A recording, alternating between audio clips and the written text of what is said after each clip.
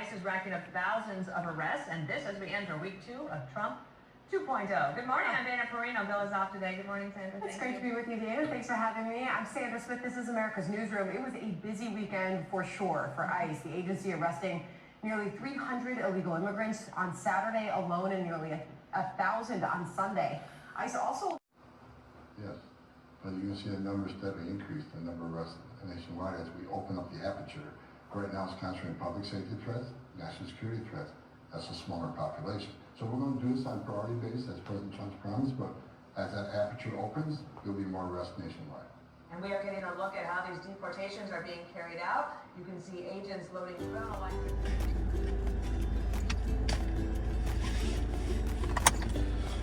Ayun, January 28, Henlo. Narinig ko lang yan sa isang kaibigan ang salitang Henlo. Gen Z word yata yun. So, Henlo sa inyong lahat. January 28, Tuesday.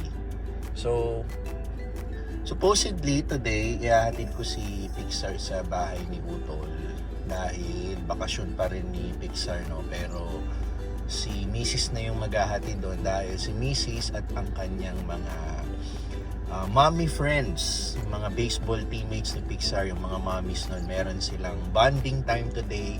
Pupunta silang Tagaytay. Ayan, so magla-lunch together sila doon. Ewan ko, after lunch siguro mamamasyal-masyal somewhere in Tagaytay, no? So si Pixar nakastay ngayon sa bahay ng utol ko. Syempre bonding naman sila ng pinsan niya. So sinasamantala lang nila yung natitirang araw ng bakasyon dahil in a few days babalik na rin sila sa school. Again, meron silang 1 week off dahil yung mga teachers sa school nila parang merong retreat or something, no? Mga ganun, mga reflection, parang bonding time naman ng mga teachers nila. So, ayun, kaya sila mayroong 1 week vacation. So, tayo, since si Mrs. na yung naghatid kay Pixar, technically itong Tuesday, day off natin. Yan. So, ang gagawin lang natin is mag-workout and then check natin kung may mga kailangan tayong gamit sa bahay. Mag-grocery na rin tayo. So, ayun, nakita nyo naman, no, yung immigration ng US talagang tinuloy na ni Trump, no, dahil alam naman natin si Trump na ngayon yung bagong president ng US for the second time, no. So very serious yung kanyang crackdown sa mga illegal immigrants na nandoon. So kaya interesado tayo kasi nga, 'di ba, nadadamay din yung mga kapwa Pilipino natin. Nanonood din ako ng local news natin. Sabi ng ambassador natin sa US, yung mga alam mong illegal ka sa US, siguro mag-voluntary umalis ka na kasi oras na mahuli ka at dineport ka, magkakaroon ka na ng bad record or blacklisted ka na sa US, meaning hindi ka na pwede doon bumalik for life. So pero kung voluntary ka aalis, hindi ka nahuli, babalik ka na lang sa country of origin mo, which is dito sa Pilipinas. Maganda pa yung chance makabalik ka ng US legally. Yan. So interesado lang tayo kasi again more than 10 years ago nag-attempt din kasi akong mag-work sa US. So may idea tayo paano yung policies nila, paano yung sistema sa pag-a-apply. So napakahirap talaga. So kaya naintindihan ko rin na marami tayong kababayan and hindi lang Pilipino, no, all over the world na gusto talagang maka-entry sa US sa kahit anong paraan, whether that's legally, illegally, or anything. Yan. So yun lang, workout na tayo. Na-share ko lang naman. So okay, Henlo. Siya nga pala, for this week, since Tuesday ngayon, nag-post na ulit kami ng bagong menu for Ready Hit Go. Salamat po sa mga clients natin na weekly talagang religiously umorder sa atin palagi, no? And gusto ko lang pong mag-shoutout sa ating subscriber na si Sir Edison Edison na lang, hindi ko na sasabihin yung full name. Sir Edison, umorder po sa amin dahil nakita po tayo sa ating vlog, itong vlog na lagi nating binabanggit si Ready Hit Go. So naging interesado siya, umorder siya, and then ayun, thank God naman nagustuhan nyo at maganda yung ating feedback from Sir Edison. So Sir Edison, shout out sa'yo, maraming salamat sa pag-order and sa panonood ng mga vlogs. So okay, yun lang, gusto ko lang isingit yun para kay Sir Edison.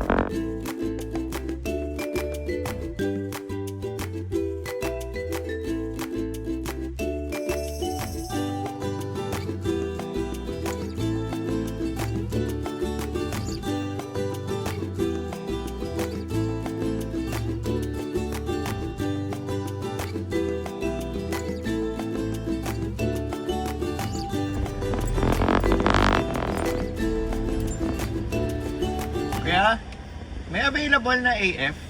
May extra? Wala. Salamat.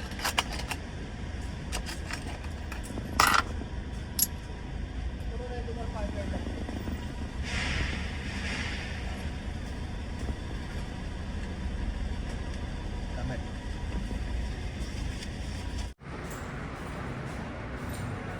Intense Gym represent.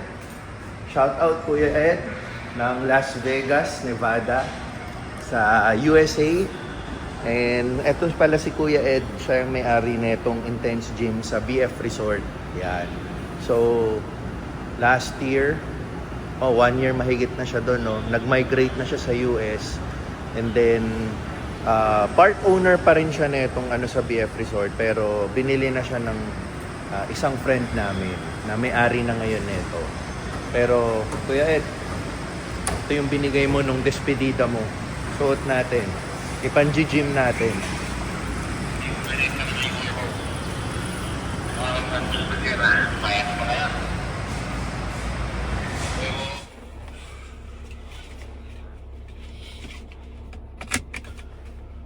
Happy Chinese New Year and Kung Hei Fat Choi. Yan. January 29, Wednesday, holiday today. Yun, kakasabi ko lang, Chinese New Year, kaya siya holiday. So, walang pasok ang lahat. And 2 days na lang, tapos na ang January.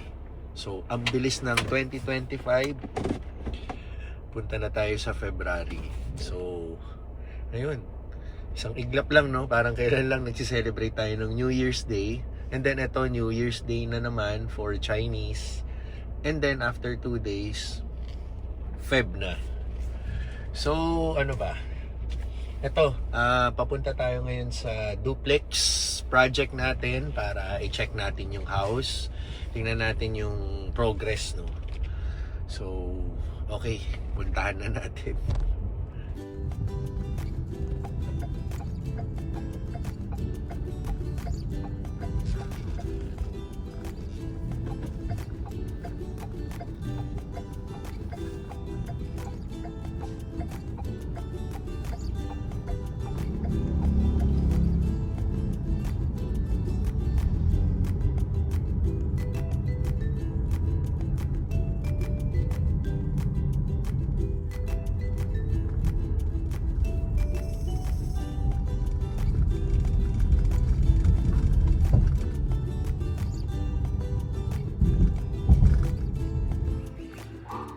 Okay, ito.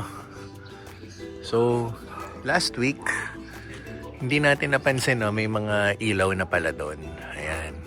So, may nakalagay na ilaw, tapos naka-PVC panels na rin. Yung doon sa may second floor. So, both units, even yung parking garage na, naka-PVC panel and may mga ilaw na. So, sa case dito tayo sa Unit A, kumpleto na yung ilaw. Itong 4 na to. Pero dito naman sa Unit B, hindi pa. So, tinatapos pa lang. Kulang pa. 2 pa lang. Ayan. So, again, mas maraming tambak dito sa Unit B, no? check lang natin tong Unit A. Punta tayo rito. So, dito tayo sa garage. Again, yung garage natin, kasya dito ang dalawang maliit na sedan, no? Or sedan, regular sedan pala. Saktong-sakto. Pero kung SUV malaki kotse mo, or pick up, isa, tapos napakaluwag na ng garahe mo. Ayan. So, ito ang ating PVC panels dito sa ceiling natin. Tapos dito entrance. So sorry, medyo maingay ongoing yung construction. Dito tayo sa living area. May mga ilaw na rin tayo dito. And again, powder room. Ayun. So dito naman tayo sa kitchen. Tapos may sliding door na tayo dito sa open area, no? Open air na saan dadalo yung mga hangin yan. So, living area. Ito.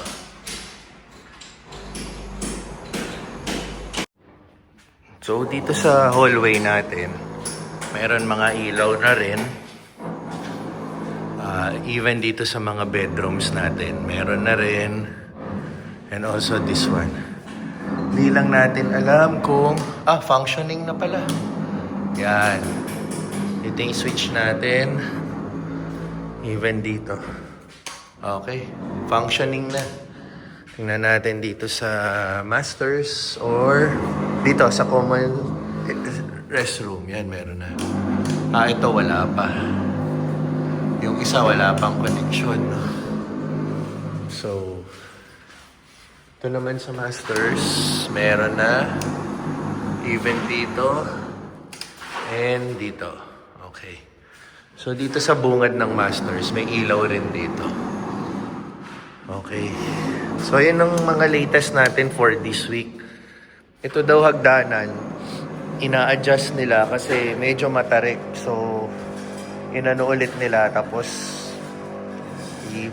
papalitada ulit nila para maiayos yung pagkakaano ng hagdanan para hindi matarik yung lalo na syempre akyat baba tayo no? So inaayos nila na kuya. Same with the other unit kasi yung sukat binago. So yan ang latest ngayon when it comes to construction naman, may adjustment na mangyayari dito sa hagdanan. Ayan. So again, nandito tayo sa second floor, itong hallway. Ayan.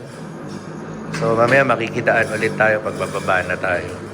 So kukuha lang akong pictures and then that's it. Balik ulit tayo next week. Okay, so ito, bababa ulit tayo.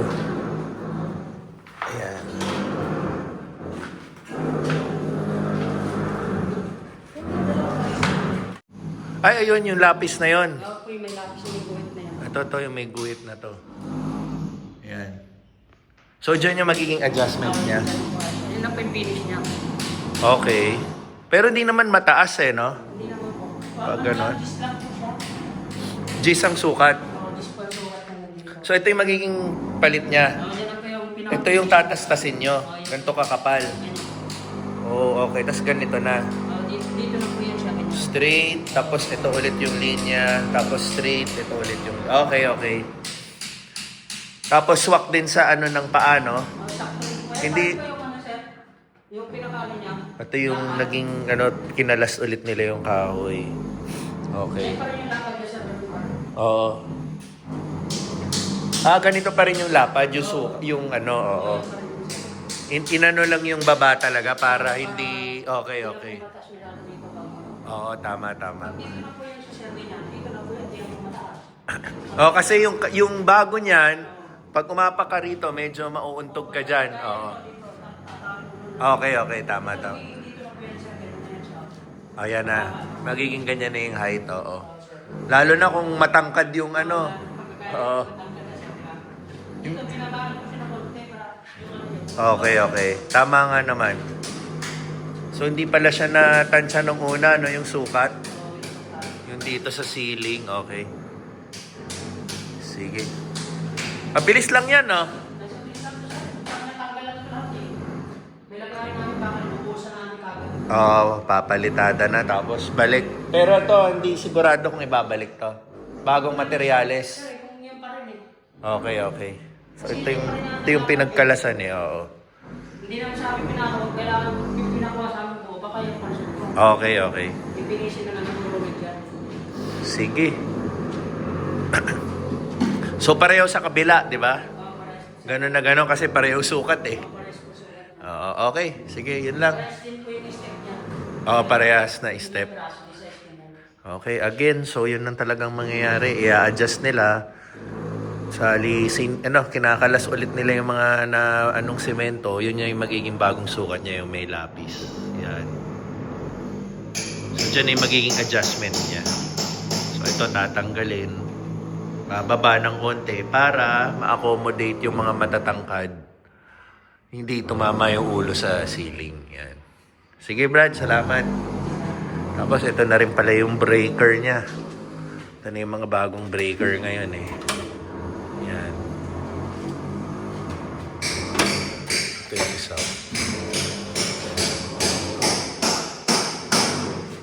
Okay. Yun ang naging latest natin sa ating duplex, no? Again, yun po yung sa Rainbow Village. Yun po yung 2 units na binibenta natin. So, ang naging update ngayon natin is magkakaroon ng adjustments dun sa stairs for both units. So, sa madaling salita, sa pagkakaintindi ko sa explanation ni Kuya kanina, medyo matarik yung stairs natin, kaya magkakaroon ng adjustment. And medyo ibababa nila para ma-accommodate yung mga matatangkad, no? So, possible kasi yung magiging buyer natin, hindi natin alam, may katangkaran. So, para hindi naman mahirapan going up and down the stairs kasi may chance na tumama yung ulo or mag-a-adjust ka palagi whenever you go up and down dun sa may ceiling sa first part ng stairs if paakyat ka papuntang second floor. Yun. So may mga lapis na may pinakita akong nilapisan na nila. Yun yung magiging bagong pwesto ng stairs, doon nila ilalagay. Ayun. So yun ang latest natin today aside from yung mga panels na pinakita ko sa iyo, no, na nasa ceiling, yung mga lights last week pa yon, hindi ko lang napansin, hindi ko nabanggit sa vlog. So ayun, yun yung mga naging changes natin for this week. Yun. Yan, tomorrow back to classes na tong batang to. Sleep early na ha. And then tomorrow aga na naman ang pasok mo. Na-enjoy niya naman yung isang linggo niyang bakasyon eh. Yun. Ang ginagawa mo? So, dito kami ngayon natutulog sa room niya. Room ni Pixar to eh. Dito yung kama ko. Dito yung kama nila ni mami niya. Ayan. Katabi niya pa rin yung mami niya matulog. Ayan, sige, in a while you sleep na ha. 7:20 pa lang naman. Mga 8:30 to matutulog. 8:45. Tatawad ka pa. Oh, say goodbye muna to the vlog. Okay, good night.